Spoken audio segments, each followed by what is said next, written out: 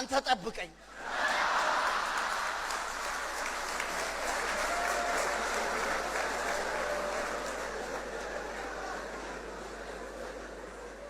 ወንድሜ ከራስ ነው እንደ እየሸሸ ያለው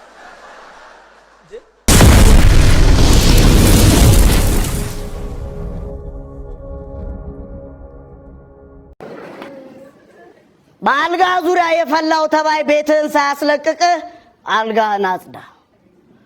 ከአራቱ የአልጋ ግርጌዎች አንዱ ተሰብሮ ሰላም እንቅልፍ የለም። ወይ አባብለህ አስደግፈው አሊያም በመዶሻ መታስይዘው እምቢ ካለ አራቱን ቆርጠ መሬት ተኛ።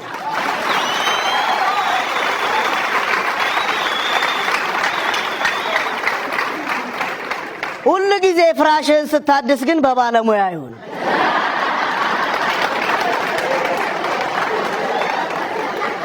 ከዛ ብርሌን ከፍ ታረግና ለአዝማሪው ባንጃው ግጥሙን ትሰጠዋለህ። ታደሰ አንተ ፍራሽ አድስ፣ በወገፋ ሐሳብ ቅዠት አታግበስብስ፣ ባዳፋ መዳፍ በእድፋም እጅ እምባን አታብስ፣ ከማንነትህ ደጅ ከምንነትህ ጽንፍ ግርም የሚለኝ እኮ ጎርፉን የሚጠሩት ሰዎች እኮ መኪና ከፊት ሆነው መምራት የሚፈልጉ ሰዎች እኮ ናቸው። የጎርፉ መሪዎች ያዩትን ሳይሆን ማየት የሚፈልጉትን ብቻ ነው የሚያወሩት። ሰውየው አይናቸውን ይታመሙና ሐኪም ቤት ይሄዳሉ። ጋሼ የእርሶ የአይን ችግር ሾርት ሳይት የሚባለው ነው፣ ስለዚህ መነጽር ያስፈልጎታል ተባሉ። ሰውየው አቅም የለኝም ብለው አሮጌ ተራ ሄደው መነጽር ይገዛሉ። አሮጌ ተራ የተሸጠላቸው መነጽር አንዱ ሾርት ሳይት አንዱ ሎንግ ሳይት። ሰውየው ተቸገሩ። ሐኪም ቤት ተመላልሰው ሄዱና ሐኪም እኔ ተቸግሬያለሁ አሉ። ምንድነው የተቸገሩ ሲባል እቤቴ ቀድሜ እየደረሱ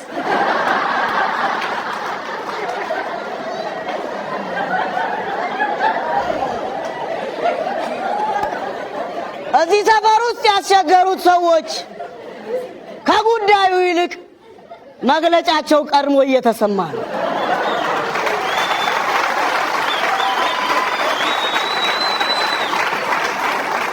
ስለዚህ የተኛበት ሳር ፍራሽ ላይ ሳይበቅል ፍራሽን ቀይር። የተንተራስከው ትራስ ማሰቢያ ነኝ ሳይል ትራስን አውጣና ጣል። በአልጋ ዙሪያ የፈላው ተባይ ቤትን ሳያስለቅቅ አልጋህን አጽዳ። ከአራቱ የአልጋ ግርጌዎች አንዱ ተሰብሮ ሰላም እንቅልፍ የለም። ወይ አባብለህ አስደግፈው አሊያም በመዶሻ መታስይዘው እምቢ ካለ አራቱን ቆርጠ መሬት ተኛ።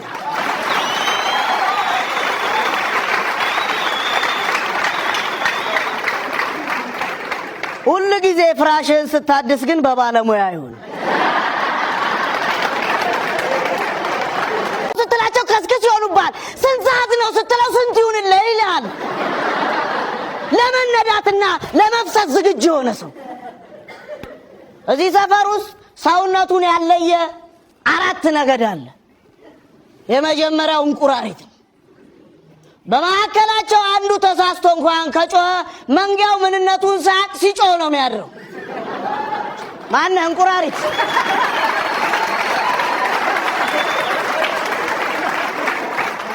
እንቁራሪት ጉዳዩ ላይ መለከት ይችላል። አጣራ እስኪ። ሁለተኛው ነገድ እባብ ነው። ውስጡን ነው። ማነው እባብ? እስቲ ቀና ብለህ ይል ጠረን ጠጅን ቀምቀም ደረትህን ንፋ። ተንኮል ምን ይሰራልሃል? ሶስተኞቹ አይጦች ናቸው። መቦጥቦጥ ነው። እባካችሁ አይጦች አንዱን በልታችሁ ጨርሱ።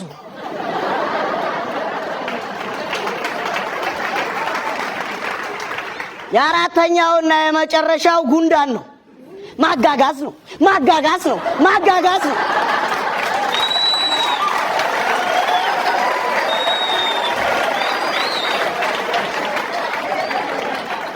ማነው ጉንዳን? እድሜ እኮ አጭር ነው። መች በልተህ ልትጨርሰው? ታዲያ እኔ ሰው አድርገኝ ብል ይፈረድብኛል? አይፈረድብኝም። የዚህ ሰፈር ሰው ያሰጋኛል። እኔ ማማልጣሽ ምስክር ሊሆኑ ይችላሉ። ማንንም አልፈራም። አንበሳ ከሚመራው የበግ መንጋ ይልቅ አንድ በግ የሚመራው የአንበሳ መንጋ ያሰጋኛል። ጥይት ሊኖራቸው ይችላል፣ በደረቴ መልሰዋለሁ እንጂ አይገሉኝም። ስለጠጣው አይደለም፣ በሰውኛ መሰረት ላይ ስለቆሙ ሰው አድርገኝ። ታዲያ ይፈረድብኛል እንዴ? እንደዚህ ብል አይፈረድብኝም። ጠጅ ቤት ቁጭ ብለን እየጠጣን ያለፈው የቀድሞ ገንዘብ ያዣችን የድራችን ስልክ ተደውሎለት ያወራል። ጠጅ ቤት አንዱ ብድጋልና ዝም በል አለ። ምን ነካ ያወራበት እንጂ ስለው ያኔ እነሱ ስልክ ሲያወሩ እኛን ያዘጉን ነበር።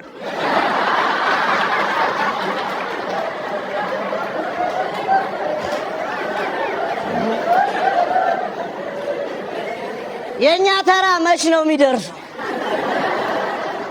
ቅጥያና ማዕረግ የሌለን በሰውኛ መሰረት ላይ የቆምን ሰዎች ተራችን መቼ ነው የሚደርሰው?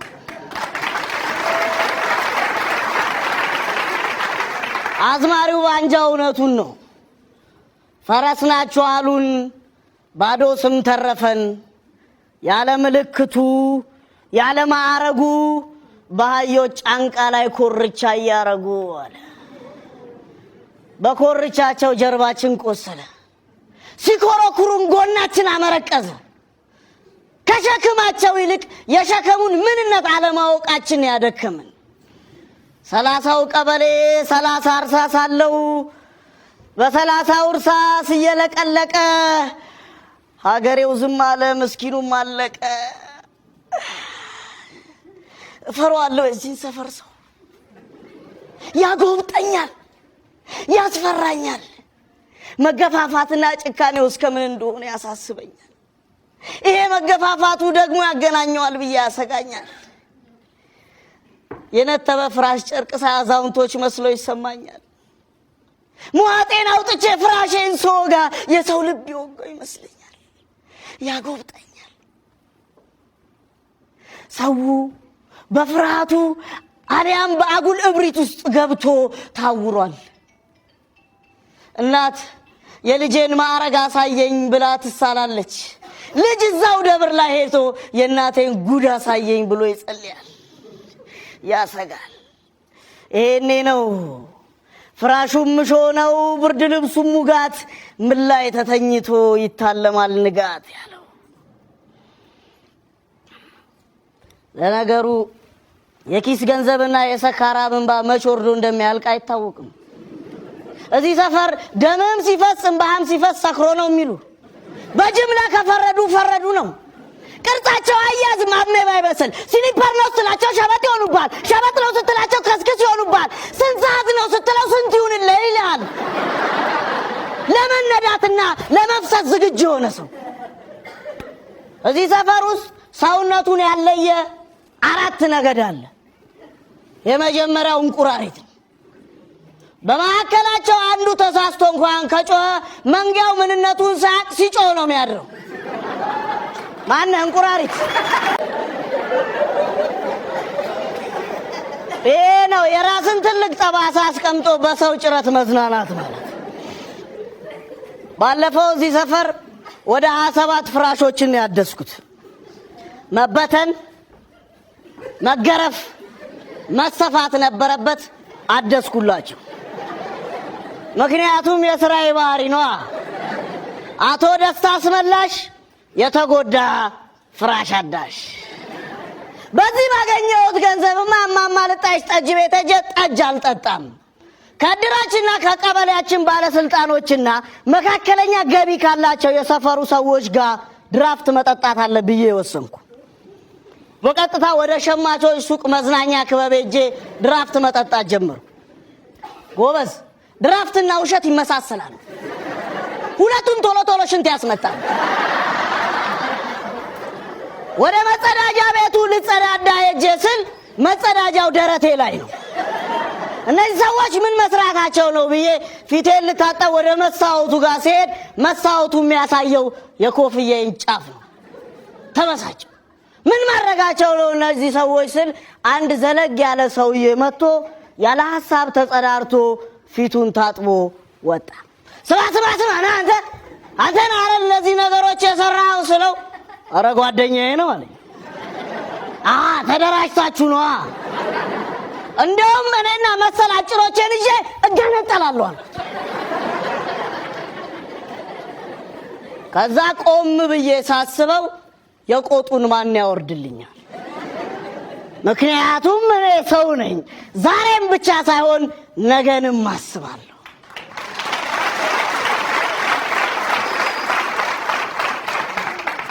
ከታደሱት 27 ፍራሾች መካከል የድራችን ዳኛ ሻምበል ፍራሽ አንዱ ነው።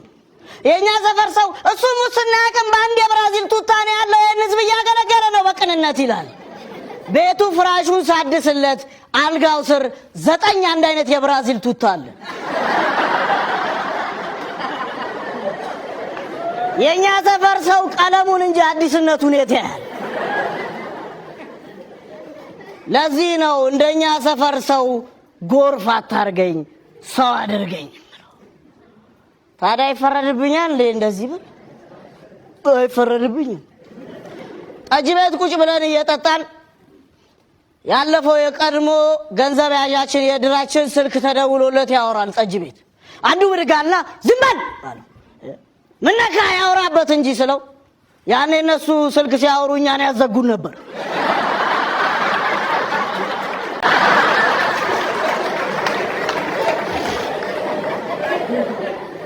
ለዚህ ነው እንደኛ ሰፈር ሰው ሽረት አታደርገኝም ነው። ምክንያቱም እኔ ሰው ነኝ። ለምን እንዴት ብዬ ጠይቃለሁ። መስመሬንም መንገዴንም መምረጥ የምችል ሰው ነኝ። ባጎረፉኝ አልጎርፍም፣ እንደ ጎርፍ ተክተልትሎ መሄድ። መንገድና መስመርን ብቻ አይደለም መጠጥንም መምረጥ አለብን። እና እኔ ለምን ይመስላል ጠጅ የመረጥኩት? አረቄ ስትጠጣ ይጎመዝዛል፣ ጎንበስ ትላለህ። እዚህ ሰፈር ጎንበስ ስትል ኩርኩሙ ብዙ ነው። ኩርኩማቸው ቁመት ያሳጥራል። ጠላ ስትጠጣ ጉሽ አይጠፋውም፣ ምን ትፍ ትላለህ። ሰው አመሉ ብዙ ነው፣ አንቋሸሽከኝ ብሎ ይጋጫል። ጠጅ ስትጠጣስ ቀና ትላለህ።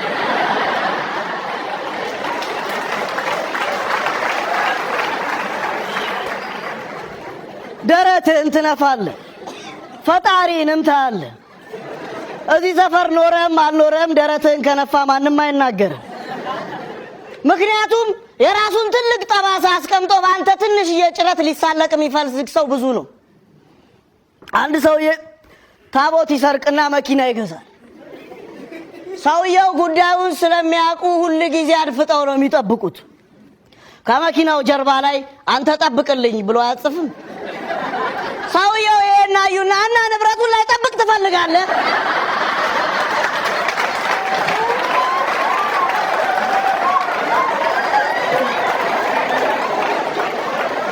ሰውየው በዚህ ብቻ አልለቀቁትም። አንድ ቀን ዝናብ ይዘንብና መኪናው አስቸግረው ከኋላ ሲገፋ ታዩና ገና ምን አይተህ ትሸከማታለህ?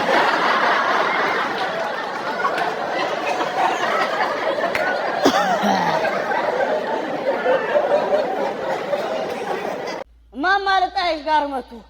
እማማ ልጣይሽ ህልም አየሁ አላቸው። ጥሩ ነው እስቲ ንገረን ብለን ጠጅ ቤት ውስጥ ሰማነው። ይታያችሁ እንግዲህ ሻምበል ህልም አይቶ ሲመጣ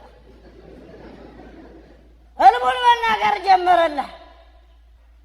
ድቅድቅ ባለ ጨለማ ውስጥ የዚህ ሰፈር ሰው እርስ በርሱ ሳይታይ እየተጠላለፈ ነው አለ። እሺ ከፊት ለፊት አንድ ብርሃን ይታየኛል። እሺ ከዛ በኋላ ከጨለማ ውስጥ የነበረውን የዚህ ሰፈር ህዝብ ይዤ ወደ ብርሃኑ እየመራዋቸው ሲል እማማ ልጣይሽ አስቆሙታል። ኧረ እባክህ ሻምበል ተው፣ የቀኑ አልበቃ ብሎ በእንቅልፋችንም ቅስቀሳ ጀመርክ። እንጃ መቼስ ዘንድሮ ኧረ እንጃ እንጃ አለ አዝማሪው። ዜማ ጠፍቶበት እኮ ነው። 3 ደቂቃ ሙሉ ኧረ እንጃ እንጃ ሲልብ ነው አለ። አንበሶችና ሌሎች 9 የዱር እንስሳቶች ኑሯቸውን ለማሸነፍ በጥቃቅንና አነስተኛ ይደራጃሉ። የድርጅታቸውንም ስም አንበሳና ጓደኞቹ አክሲዮን ማህበር ብለው ይሰይሙታል። ከዛ ስራቸውን ይጀምሩና በአጭር ጊዜ ውስጥ ተሯሩጠው ንብረትና ሀብት ያፈራሉ። አንበሳ ሆይ ይሄንን ሀብት ሲያይ ሁሉንም ይጠቀልልና ሌሎቹን ያባራል። ቢሉት ቢለምኑት ቢጠይቁት ሽማግሌ ቢልክ አሻፈረኝ ብሎ መግለጫውን ያወጣል። ተገፋን፣ ተጨቆንን፣ ንብረታችን ተወሰደብን ያሉ 9 የዱር እንስሳቶች አቤት ለማለት ፍርድ ቤት ይሄዳሉ። ችሎት ላይም ክሱ ከተሰማ በኋላ ዳኛው ይጠይቃሉ። እናንተ ስንት ናችሁ? 9 ነን ክቡር ዳኛ። እሱስ? የተከበሩ ዳኛ 1 ነው እሱ። 9 ለ1 ካቃታችሁማ ምን ብዬ ነው የምፈርደው አሉ። ጎበዝ፣ እኛ የቸገረን 1 መሆኑ አይደለም፣ እኛ 9ኛችን 1 መሆን አለመቻላችን።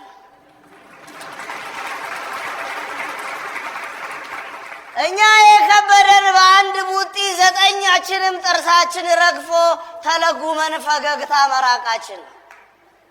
እኛን የቸገረን 1 መሆኑ ሳይሆን ጥርስ ያለው አንበሳ መሆኑ። እኛን የቸገረን አንዱ ከአቅም በላይ ደልቦና ገዝፎ 9ኞቻችንን ከልሎ ትንፋሽ አሳጥቶን ተከልለናል። እንዴት እንደተከለልን እንኳን ለማወቅ ትንፋሽ እንኳን አልሰጡን። አፍንጫ ሆነናል። ለ2 ተከፍለን ማስገባትና ማስወጣት፣ የገባው የት እንደተቀመጠ የሚወጣው ወሬት እንደሚሄድ አናውቅም። ተከልለናል። ዞር ዞር ብለን ማየት አንችልም። ታጥረናል። ትልቅ የመርገም በሽታ አለበት ሻምበል። ከላይ የመጣ ይላል።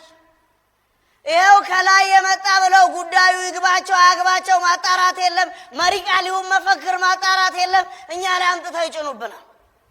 በባለፈው ስብሰባ ገባለህ ሻምበል ወይ ገጽታ ግንባታ ለሰፈራችን ገጽታ ግንባታ። ስብሰባውን በሙሉ በገጽታ ግንባታ ጨረሰው። ማማ ልጣይሻ ወጣ። እሺ ማማ ይናገሩ ሲባል ቀሚሳቸውን እያስተካከሉ መጡላ። እኔ የምለው ባለፈው ለግምጃ ቤት ነው ለመዝገብ ቤት ግንባታ ብላችሁ አዋጣን። እሱን ግንባታ ጨረሳችሁ ነው ሌላ ግንባታ የምትጀምሩት አሉ። ሻምበል አልገባሁትም ማማ አልገባሁትም አለ። ሲጋረድብህ እንዲህ ነው። አሽሙር እንኳን አይገባ። ኧረ ጎበዝ ሻምበል ጉዳዩ ያንተ ነው።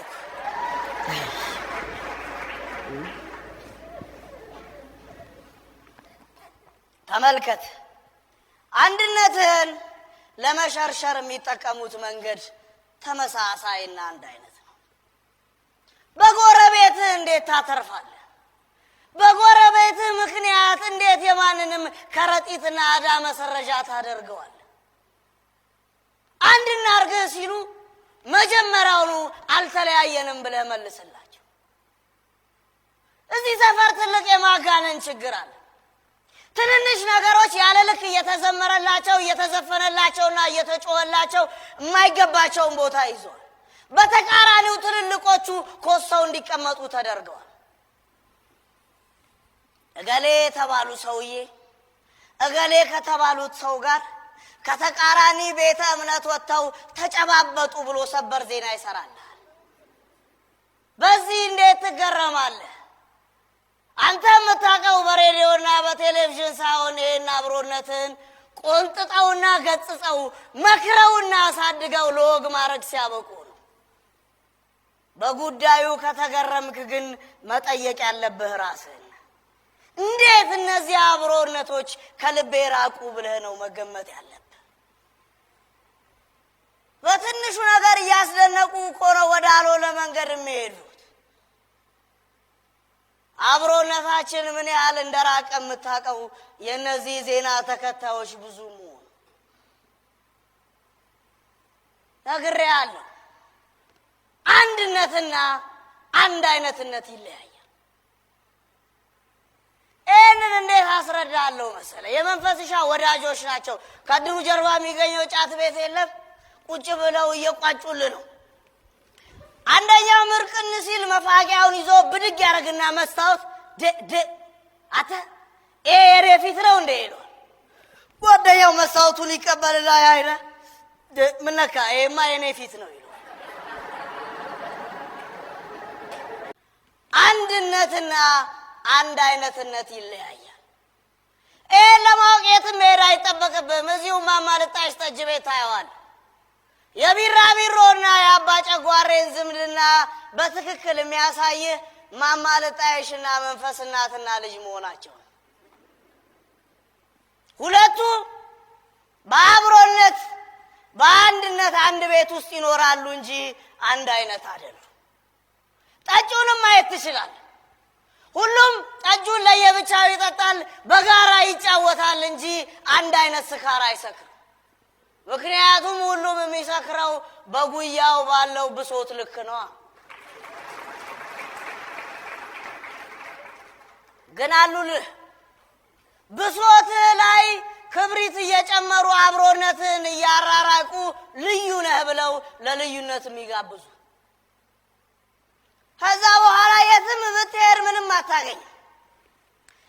ፍርድ ሸንጎ ሄደህ ፍትህ የምታገኝ መስሎ እንደው አሪፍ የእማማ ልጣሽ ጨዋታ አለች።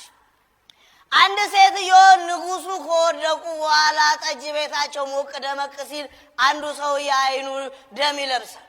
ክቡር ዘበኛዎች በተሰባሰቡበት ሊያሳጣቸው እኔ ብሎት እማማ እርሶ የፊት አውራሪ ገሌ ሚስት ነበሩ አይደለም አላቸው። ሴትዮዋ ብልጥ ናቸው። ባረገው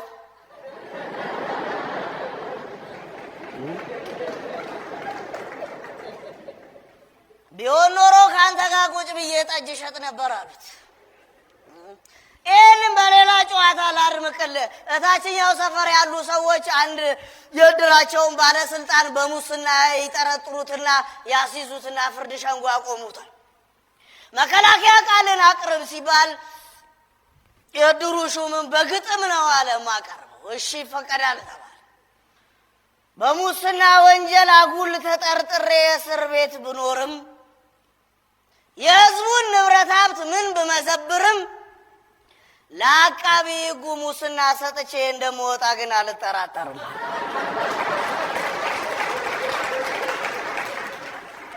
እቺን ጉዳይ ከተከሳሽ ወደ ፈራጅ ከፍ ስናረጋቸው አንድ ምስኪን ሰውዬ በሊዝ ፎቅ ስሩ ተብሎ አቅም የለኝም ብለው ጉልበተኛ እንዳይወስድብኝ ባለ ጊዜ መሬቴን እንዳያጥርብኝ ብለው ለዳኛው ጉቦ መስጠት ያስባሉ። እቁብ ጥለው በደረሳቸው እቁብ ለዳኛው ጉቦ ያበሉላል። በመጨረሻ ሰዓት ፍርድ ሊቀበሉ ቁጭ ሲሉ ፍርድ ቤት ዳኛው ተቀይሯል። እዛው ችሎት ላይ እጃቸውን በጭንቅላታቸው ይዘው ደግሞ ለዚህኛው እቁብ ልጥል ነው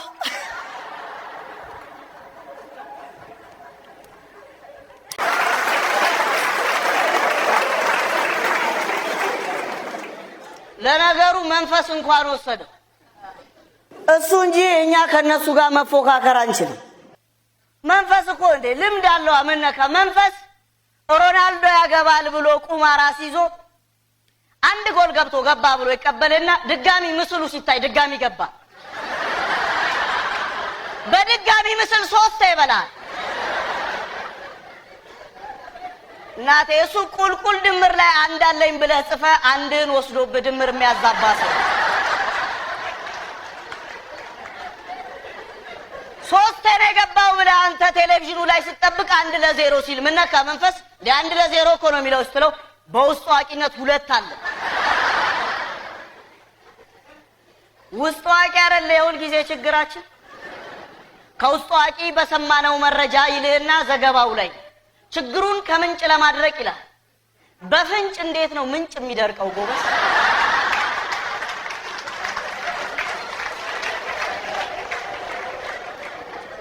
መሪ ቃላቸው ነው ደስ የሚለኝ። ጠጅ ቤት ቁጭ ብለን በሬዲዮ ስንሰማ የህዝቡ አይንና ጆሮ ነን።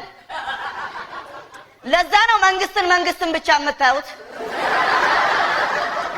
እና የራስ አይን መች ራሱን ያያል? የህዝቡ አይንና ጆሮ አሉ። ለዛ ነው እንደዚህ ለቁጥር ስፍር ያስቸገራችሁት እንደ ህዝቡ ቁጥር። ለነገሩ ገላገለን እንኳን መንፈስ ወሰዳት ጣቢያውን። ምነካ የማማልጣይሽን የህይወት ታሪክ አስቀድተን እንሰማበታል። ያው ሰፊው የኛ ሰፈርዝ ያንተ የህይወት ታሪክ በሚዲያ የመነገር አጋጣሚ ካገኘ እንኳን የሚተላለፈው ፖሊስና ህብረተሰብ ላይ ነው። እኔ ልንገርህ ያንተ ትክክለኛ አይንም ጆሮም ፍራሽህና ትራስህ ነው።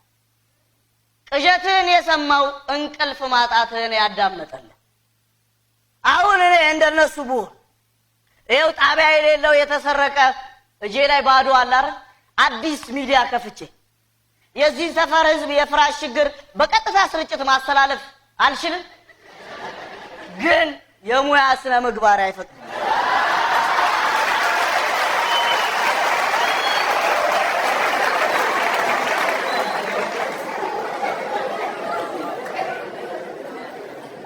እንኳን ወሰደው ለኛም ለጠጪውም ለማማልጣይሽም ሰላም ነው ያተረፈልን መንፈስ ያለውን አልሰማህም እንዴ? በፌስቡክ አባቴ ችግርን ፌስቡክ ላይ አትለጥፍ፣ ላይክ ያረጉብሃል እንጂ ሼር ያረጉልህ የሚያደርግ እውነቱን እኮ ሰው በ5 ብር የሞባይል ካርድ እኮ ነው የ5 ሚሊዮን ብር እራት ላይ ህጸጹን የሚያወጣው። በማገባን እያስገቡን በማይገባን እየነገሩን ተጨንቀው ያስጨንቁናል። እየሳቁ ፈገግ እያሉ እኮ ነው የሚያስለቅሱ። ታዲያ እውነቱን ነው አዝማሪው ባንጃው ሲጎድል ሲሞላ ፎክሮ በጉርሻ ልክ ነው የሆድን ጉርጉሮ አለ።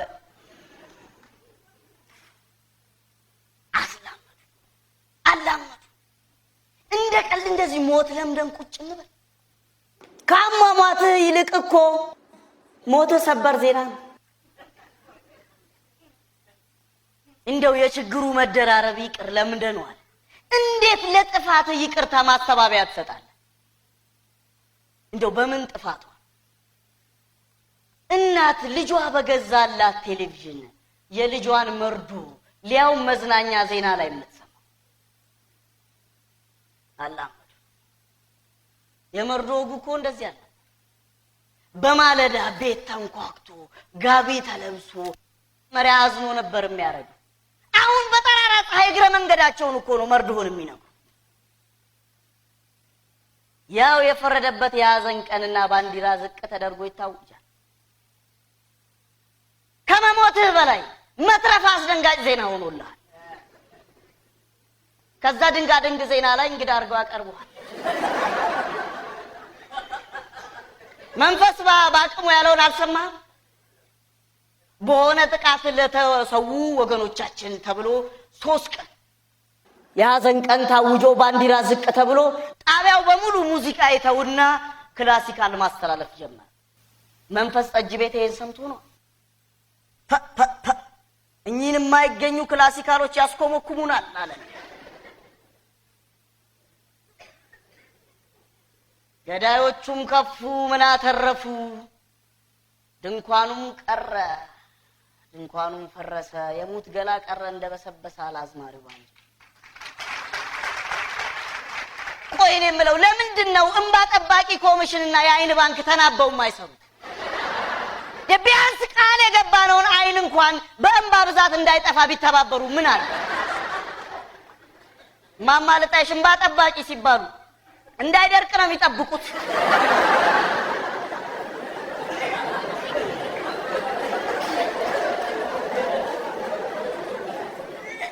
እንኳን ወሰደው ሰላማችሁ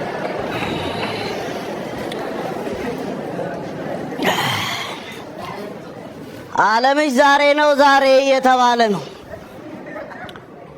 ድንቅ ድግስ ነበር፣ ተበላ ተጠጣ። የማማልጣይሽ ጠጅ ነበር፣ በዛው ማስታወቂያ ሰራሁላቸው። ሚደንቅ ሸጋ የሆነ ድግስ ነበር። የድራችን ዳኛ ሻምበል 4ኛ ልጅ ነው የተዳረችው። ግን ምን ዋጋ አለው? ድግሱ እኛ ሰፈር፣ ደጋሹ የድራችን ዳኛ ሻምበል፣ ታዳሚው ደግሞ የኛ ሰፈር ሆኖ ደስታችንን ብሽሽቅ አበዙበት። ሰው ሁሉ እያጉረመረመ ነው። በእኛ ገንዘብ ነው ደግሶ የሚያበላን ይሁን ይላል።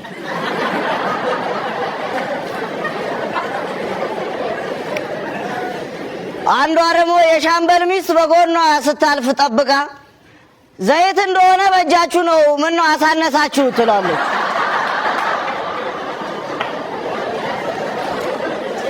የሻምበል ሚስት የሸማቾች ሊቀመንበር ነች። ልክ የሻምበልን ማለፍ የተመለከተው አንዱ ደግሞ ብድግ ብሎ ጎበዝ ስኳር ተገኘ ብሎ ጠጁ ላይ እንዲመሞጀር ምን ይሉታል? እኛ የትኛው ስኳራችንን እናስተካክል ይላል። በሽሽቅ በዛ ደስታችን ላይ ግን ቢሆንም ማለፊያ ነው። እኔ ደስታዬ ነው። ደስ ብሎኛል የሻምበል ልጅ በመዳሯ። የኛ ሰፈር ሰው ብሽሽቁን ይወዳል፣ ክብረ በዓልና ሰርግ እየጠበቀ። ድግሱ ማለፊያ ነበር። ከድግስ ስንወጣ የማማ ልጣይሽ ልጅ መንፈስ አገኘኝ። እንዲሽክ ያረጉኝ ማማ ልጣይሽ ናቸው። የሟች ባላቸውን ልብስ ብድግ አድርገው ሰጡኝ። ከሌባው ልጃቸው መንፈስ የተረፈው ነው። መንፈስን አወቃችሁት? መንፈስ ባለፈው በአንበሳ አውቶቡስ እየሄደ ወንበር ላይ ቁጭ ብሎ አንድ አዛውንት ይመጣሉ። በፍጥነት ብድግ ብሎ ጋሼ እዚህ ጋር ይቀመጡ አላቸው። ሽማግሌው አዛ አይደሉም። ምን ነው ቆሜ አልመቻልኩ?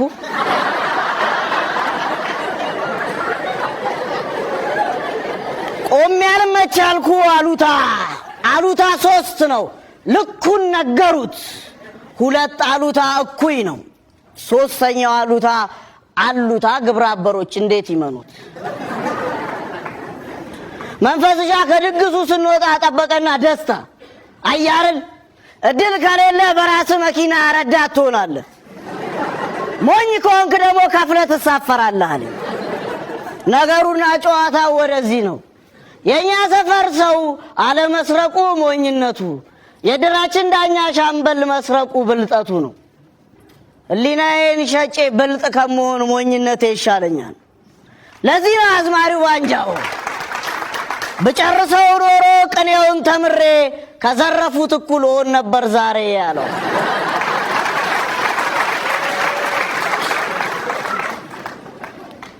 መንፈስ ቀላል ሰው አይደለም። ሚሰርቀው ቢያጣ አጠገብ ቁጭ ብሎ ሐሳብን ሁሉ ይሰርቀዋል። ከዛ በኋላ ልትል ያልከውን ይልብህና ውይ ልለው ስል ትላለህ።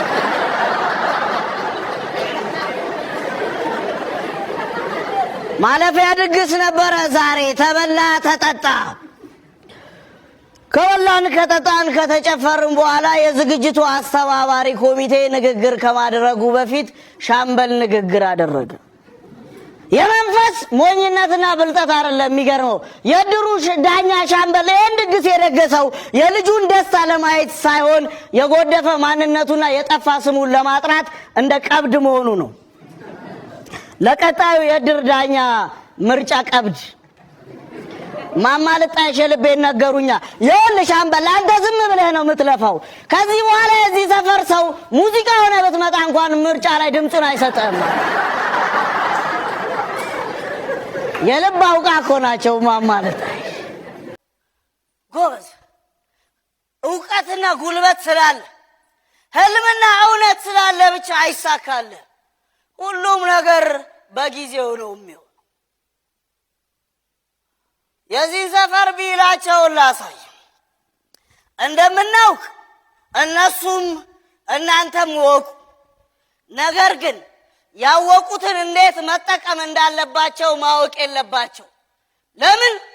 ካወቁ ችግሮቻቸውን ይፈታሉ የሚል ቢላቸው ነው መንገዶቻችን ሁሉ ተመሳሳይ የመድገም የማስመሰልና የጨለማ ያደረጉት። መንፈስ ባለፈው ከማማ ልጣይሽ 2500 ብር ይሰርቅና ጣቢያ ይጠየቃል ተይዞ። ብሩን የት ነው ያልከው አምጣት ሲባል መንፈስ ሻምቢል ጥሩ 500 ብር ጨምሬ ቦንድ ገዛውበት። ልማታዊ ማጭበርበር ይላል።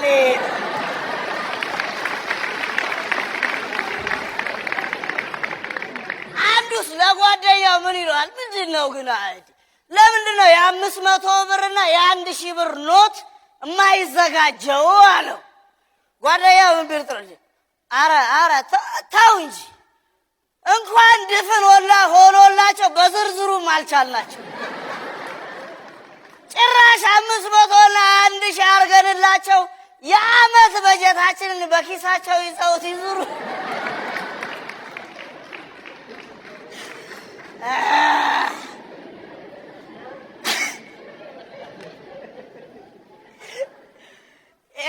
ድሮ እኮ ገንዘቡ ይበረክት ነበር። አሁን እናቴ ድፍኑን 200 ብር ስትዘረዝረው እንደ 97 ድምፅ ብቻችሁ።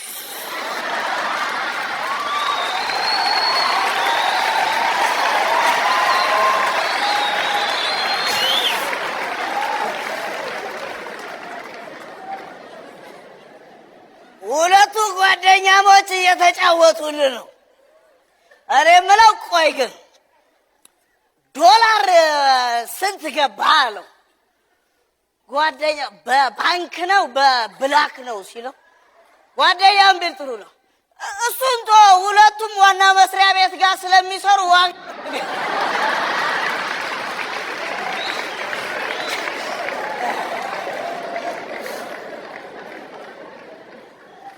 ጓደኛው ያው በብላክ 60 ብር አካባቢ ይላሉ፣ በባንክ 55 ብር አካባቢ መሰለኝ ሲለው ድንግጥ ብሎ በቃ ብራችን እንዲቀለለ ማለት ነው። ቆይሽ ብሩን አውርደው ምን ሊያረጉት ነው ሲለው ጓደኛው አምባሳደር